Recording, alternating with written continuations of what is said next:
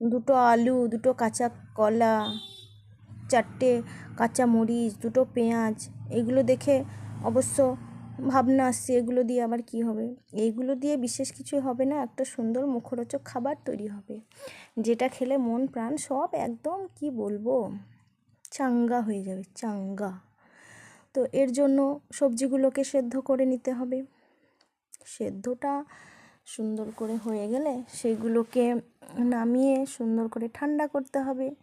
আর ঠান্ডা করার পরে কাঁচা পেঁয়াজটা সুন্দর করে কুচি কুচি করতে হবে, কাঁচা লঙ্কাটা, তাতে নুন, হলুদ, একটুখানি শাহি গরম মশলা, আর একটু ভাজা জিরে, আর সামান্য পরিমাণে বেসন, এইগুলো দিয়ে চটকে পটকে মাখিয়ে সুন্দর করে বল বানিয়ে তেলে ডুমো ডুমো করে ভেজে নিলেই রেডি। তো শুধু চটকালেই হবে না, সুন্দরভাবে সেটাকে চটকাতে হবে, না হলে আবার টেস্টটা ভালো আসবে না। কারণ নুন, হলুদ, মরিচ, জিরে এইগুলো যদি একটা একটাভাবে থাকে, আলাদা আলাদাভাবে থাকে, তাহলে তো আর টেস্টটা হবে না। তাই সুন্দর করে মাখতে হবে, আর মাখার পরে মুচমুচে করে লাল লাল করে ভালো করে ভাজতে হবে। তো আমি অল্প অল্প পরিমাণে ভাজছি, একসঙ্গে তো অতগুলো ভাজা সম্ভব নয়, আর অতগুলো ভাজতে গেলে একটু অসুবিধাও হবে, ভেঙে যাওয়ার ভয় থাকবে।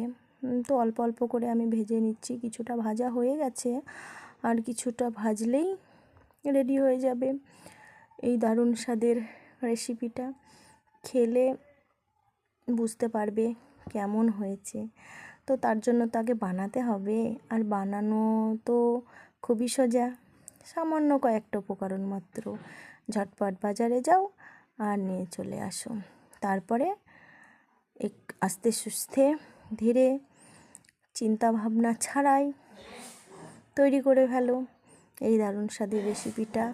আর ভালো লাগলে অবশ্যই একটা লাইক, কমেন্ট, শেয়ার করবে, আর নিজে খাবে, অপরকে খাওয়াবে, তারপরে আমাকে জানাবে কেমন হয়েছে। জানাবে তো, অবশ্যই জানাবে। যারা জানো এই রেসিপিটা তাদের তো কোনো প্রবলেম নাই, আর যারা জানো না, কাঁচা কলা খাও না, খেতে অপছন্দ করো, তাদের জন্য অবশ্যই এই রেসিপিটা। আমি 100% গ্যারেন্টি দিচ্ছি, বাজারে একটাও কাঁচা কলা থাকবে না, দোকানেও থাকবে না, সব তোমার পেটে চলে আসবে। তো ভিডিওটা কেমন লাগলো? ভালো লাগলে অবশ্যই লাইক, কমেন্ট, শেয়ার করবে।